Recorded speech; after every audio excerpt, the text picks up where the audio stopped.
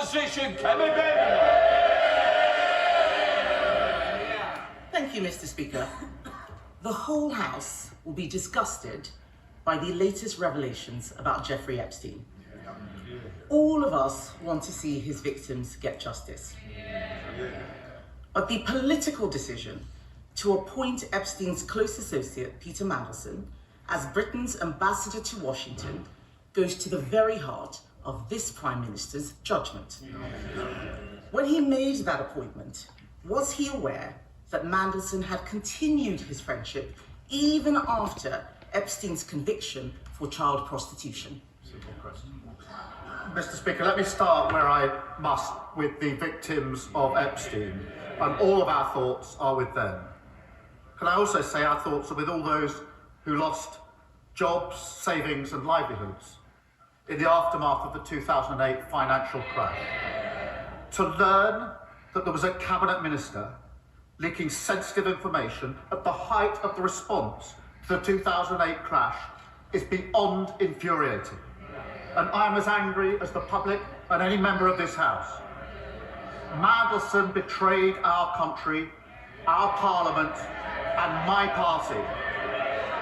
Mr. Speaker, he lied repeatedly to my team when asked about his relationship with Epstein before and during his tenure as ambassador. I regret appointing him. If I knew then what I know now, he would never have been anywhere near government. And that is why, Mr. Speaker, yesterday, the Cabinet Secretary, with my support, took the decision to refer material to the police. And there is now a criminal investigation. I've instructed my team to draft legislation to strip Mandelson of his title and wider legislation to remove disgraced peers. And this morning, I've agreed with His Majesty the King that Mandelson should be removed from the list of Privy Councillors on grounds that he's brought the reputation of the Privy Council into disrepute. Mr. Speaker, I asked the Prime Minister a very specific question. Did he know that Mandelson had continued his friendship with Epstein after the conviction? He says if he knew then what he knows now, but he did know. In January 2024, a journalist from the Financial Times informed the Prime Minister that Mandelson had stayed in Epstein's house even after that conviction for child prostitution. So did the Prime Minister conveniently forget this fact, or did he decide it was a risk worth taking? Well, Mr. Speaker, as the House will expect, we went through a process.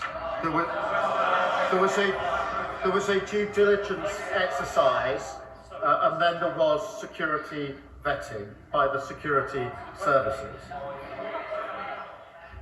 What was not known was the depth, the sheer depth and extent of the relationship. He lied about that to everyone for years. And new information was published in September, showing the relationship was materially different to what we'd been led to believe. When the new information came to light, I sacked him. But we did go through a due diligence exercise. The points that are being put to me were dealt with within that exercise. In response to the humble address this afternoon, I intend to make sure that all of the material is published. Mr. Speaker, the only exemptions are national security, for prejudice national security. My first duty is obviously to keep this country safe. And when we drafted humble addresses, we always put an exemption for national security. But also anything will prejudice international relations. Mr. Speaker, you in the House will appreciate that in the course of discussions country to country, there are very sensitive issues of security, intelligence and trade, which cannot be disclosed without compromising the relationship between the two countries or a third country. Mr. Speaker, so I can be totally open with the House, I should also disclose that the Metropolitan Police have been in touch with my office this morning to raise issues about anything that would prejudice their investigations. We're in discussion with them about that, and I hope to be able to update the House, but I do think I should make that clear to the House at this point, because those discussions are ongoing. I'm going to come to the humble address in a moment, but the Prime Minister cannot blame the process. He did know it was on Google. If the Conservative Research Department could find this information out, why couldn't Number 10? On the 10th of September, when we knew this, I asked him at that dispatch box, he gave Mandelson his full confidence at that dispatch box, not once, but twice. He only sacked him after pressure from us. I am asking the Prime Minister something very specific, not about the generalities of the full extent. Can the Prime Minister tell us, did the official security vetting he received mention Mandelson's ongoing relationship with the paedophile Jeffrey Epstein? Prime Minister. Yes, it did. As a result, various questions were put to him. I intend to disclose to this House all of them, the national security, prejudice to international relations on one side. I want to make sure this House sees the full documentation, so it will see for itself the extent to which time and time again Mandelson completely misrepresented the extent of his relationship with Epstein and lied throughout the process, including in response to the due diligence. Mr. Speaker, I think it is shocking what the Prime Minister has just said. How can he stand up there saying that he knew, but he just asked Peter Mandelson if the security vetting was true or false? This is a man who had been sacked from cabinet twice already for unethical behaviour. That is absolutely shocking. And that is why later today, my party will call on the government to release all documents relating to Mandelson's appointment, not just the ones the Prime Minister wants us to see. Because this government is trying to sabotage that release with an amendment to let him choose what we see. The man who appointed Mandelson in the first place. Labour MPs now have to decide if they want to be accessories to his cover-up. Can the Prime Minister guarantee that he won't remove the whip if they refuse to vote for his whitewash amendment? Prime Minister. Mr. Speaker, the first exemption is in relation to anything that could compromise national security.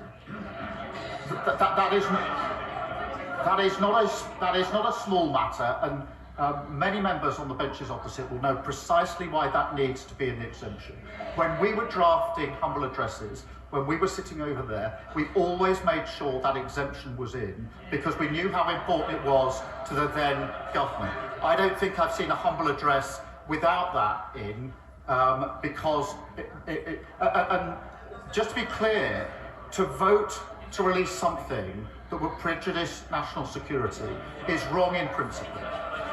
The second exemption is in relation to things that would prejudice international relations. There will be discussions about security and intelligence and trade, which are highly sensitive to the two countries involved and to third countries. Well, they have to ask themselves whether they want to vote to prejudice our national security. I don't think they do.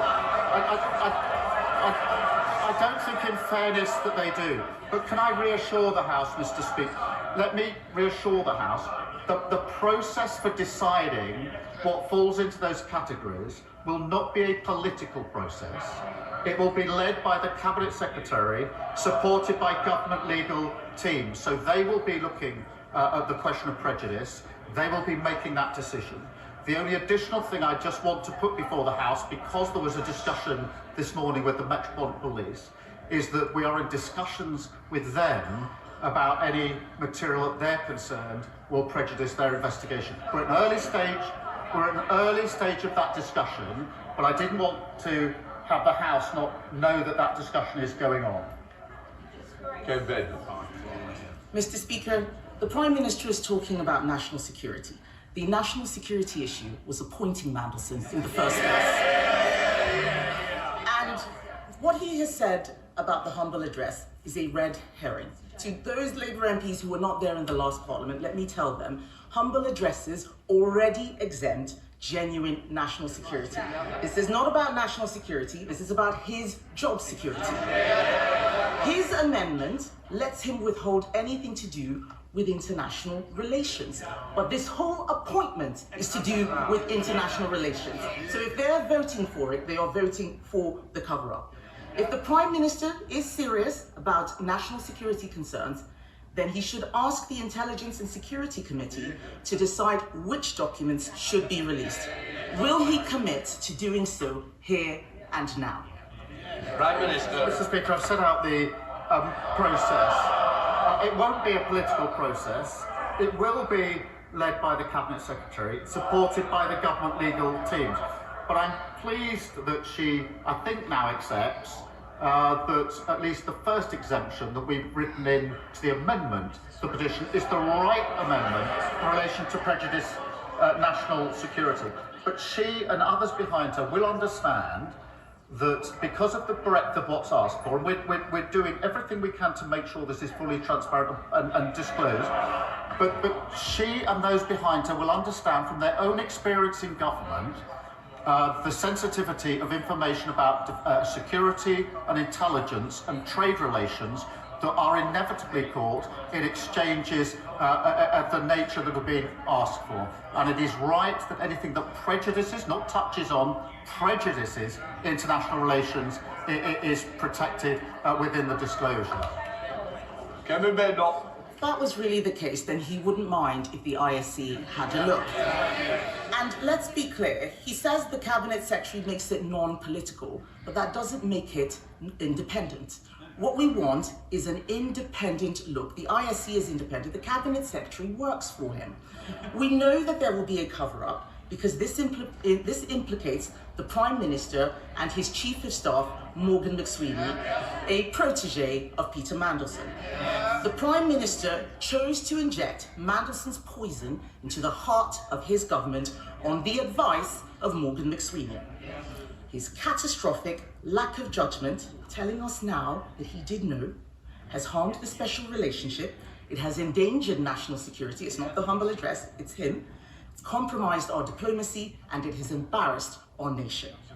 After all of this, does he have the same full confidence in Morgan McSweeney that he had in Peter Mandelson? Prime Minister. McSweeney is an essential part of my team. He helped me change the Labour Party and win an election. Of course I have confidence in him. But Mr. Speaker, whatever is slung across this dispatch box, I don't think it's right for the Cabinet Secretary to be denigrated in that way and to suggest that he would be involved in a cover-up. There's the politics that comes over the dispatch boxes, but I honestly don't think it's right to impugn the Cabinet Secretary in that way. I suspect in their heart of hearts, many on those benches would agree. Mr. Speaker, I'm as angry as anyone about what Mandelson has been up to. The disclosures that have been made this week of him passing sensitive information at the height of the response to the 2008 financial crisis is utterly shocking and appalling. He's betrayed our country. He's lied repeatedly. He's responsible for a litany of deceit. But this moment demands not just anger, but action. And that's why we've moved quickly, referring material to the police, publishing legislation so it can remove titles from disgraced politicians, and stripping Mandelson of his Privy Councillorship. That is what the public expect, and that is what we will do. Thank you, Mr. Speaker. Every month, people across our constituencies are injured.